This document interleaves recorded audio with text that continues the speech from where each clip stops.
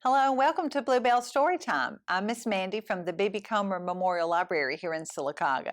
Well, if it's a windy day outside, somebody's going to be flying kites. I think that's a lot of fun, and that's what I want to read books about today, about flying kites. The first book is Go Fly a Kite, Charlie Brown, and I'd like to thank the author, Charles Schulz, and the illustrator, Will Yak, and this story was adapted by Cordelia Evans, and I'd like to thank the publisher, Simon Spotlight, for allowing me to share the book with you. Go Fly a Kite, Charlie Brown. Today, the sky is blue, the sun is shining, and there's a strong breeze. It's the perfect kind of day for Charlie Brown's favorite activity. Bye, Sally, he tells his sister. I'm going to go fly a kite. Then he grabs his new blue kite and heads outside. Charlie Brown arrives at an empty field, empty except for one innocent-looking tree. You're a kite-eating tree, aren't you? He asked the tree. But it doesn't respond. Charlie Brown is suspicious, but he's not about to let a tree stop him from flying his kite. He starts to run with his kite, and just as it is about to catch a gust of wind, he feels a sharp tug on the string. Charlie Brown turns to see what his kite is snagged on and finds it stuck in the tree's branches. "Ah," Charlie Brown groans. "I knew this was a kite-eating tree," he shouts. Then he stomps over to the tree to give it a piece of his mind. "Now look, tree, that's my kite you've got up there, and I want it back," he says, shaking his fist. "You can't go grabbing every kite that flies by, you know. Now give it back, do you hear me?" The tree says nothing. "You can't argue with the kite-eating tree," Charlie Brown says to himself as he begins the sad walk home without his kite. Charlie Brown gets to work making another kite, a red one this time. "Back so soon?" Sally asked him. "I'm hoping the kite-eating tree isn't in the mood for strawberry flavor," Charlie Brown replies as he heads outside with his new kite. "Everyone likes strawberry flavor," Sally says, "don't they?" And sure enough, as soon as Charlie Brown starts running with the red kite, he feels that familiar tug on the end of the string. The tree has eaten his kite again. Now Charlie Brown is really angry. "If you don't let go of that kite," he yells at the tree, "I'll kick you right in the stomach." The tree says nothing, so Charlie Brown marches over and kicks its trunk as hard as he possibly can. But the tree still doesn't give up the kite, and now Charlie Brown's foot hurts. "These kite-eating trees have hard stomachs," he says. Charlie Brown goes home to make even more kites, yellow, green, and orange ones. "Why are you making so many kites?" Sally asked. "It liked the blueberry and the strawberry, and I bet it will like the lemon flavor too," Charlie Brown replies, "but I'd really like to find a flavor he doesn't like." Sally thinks for a moment, then shrugs. "Try the lime green one." So Charlie Brown, along with Snoopy, heads back to the field with the yellow and green kites. Snoopy flies the yellow kite while Charlie Brown flies the green kite, or tries to anyway. The tree quickly eats Charlie Brown's kite, as usual, but he is surprised to see Snoopy flying the yellow kite high up in the air. "What did you expect?" thinks Snoopy. "I'm the world's greatest kite flyer." "I guess the tree doesn't like lemon flavor after all," Charlie Brown says. "I need to take note of that." But when Charlie Brown attempts to fly the yellow kite himself, the tree eats it. The kite-eating tree seems to eat any kite Charlie Brown is flying. "I can't stand it. I just can't stand it," Charlie Brown exclaims. Charlie Brown is determined not to feed the kite-eating tree any more kites. He marches up to the tree again and leans in close. "What would you do if I decided not to fly any more kites this year?" he asked. When he doesn't get a reply, he shouts, "You'd starve to death, that's what you'd do." Charlie Brown is still mad, but a small part of him feels better knowing that the tree needs him. It's nice to be needed, Charlie Brown thinks to himself.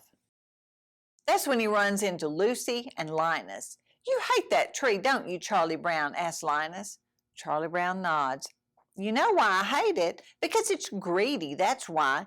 Even while it has taken a kite in its branches, it'll reach out and grab another one. It's like a little kid eating French fries. One is never enough. Linus and Lucy decide to check out the kite-eating tree for themselves. Don't get too close, warns Charlie Brown as they walk away. When she sees the tree, Lucy gets an idea. If the kite-eating tree eats kites, maybe it also eats dirty blue baby blankets that certain little brothers need to stop carrying everywhere, she thinks. I don't want to live in a world where kite-eating trees exist, says Linus sadly, as he looked up at the pieces of kite poking out of the tree. That's when Lucy takes his blanket and feeds it to the kite-eating tree, which gobbles it right up. Linus stands in shock for a moment. My own sister threw my blanket up in a kite-eating tree, he wails, and runs to Charlie Brown and Snoopy to ask for help. Snoopy immediately puts on his rescue squad hat. Here comes the captain of the rescue squad, shouts Charlie Brown. He's going to save Linus's blanket.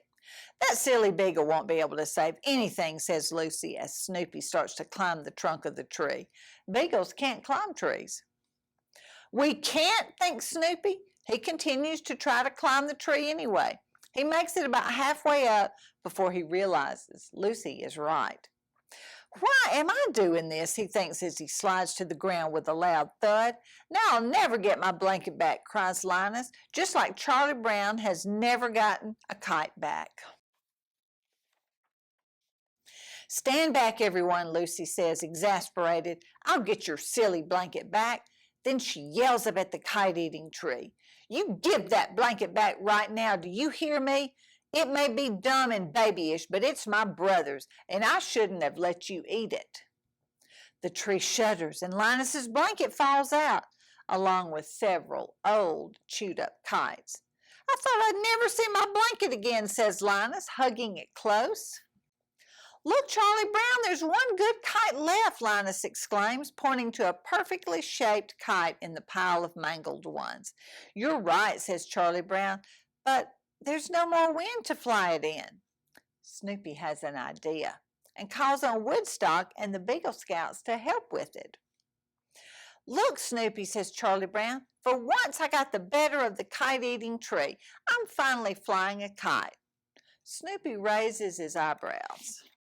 Sort of, Charlie Brown adds when he realizes how he is flying a kite. Good grief. He got a little help from Woodstock and his friends, didn't he? All right, now I've made a kite just out of construction paper and some yarn and some ribbon. Maybe you could make one too. This is not really one to fly. It's too small. It's one just to play with. But it'll be fun and we can sing this song. You ready?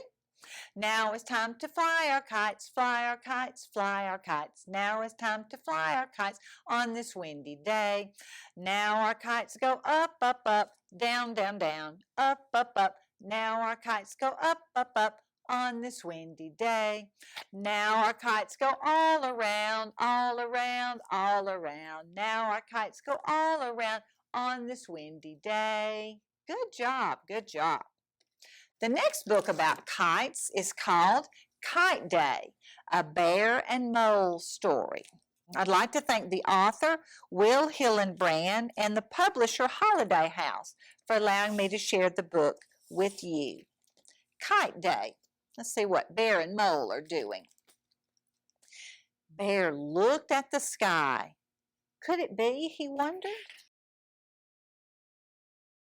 He tilted his head up. He sniffs. He smiled and then shouted, Kite Day! Bear rushed home. Huff, puff, huff.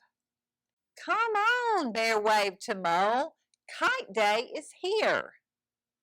Bear collected, Mole studied, and Bear snatched. Bear measured and cut. Mole drew, and they both constructed. They made a big kite. Finally, they raced outside into the meadow.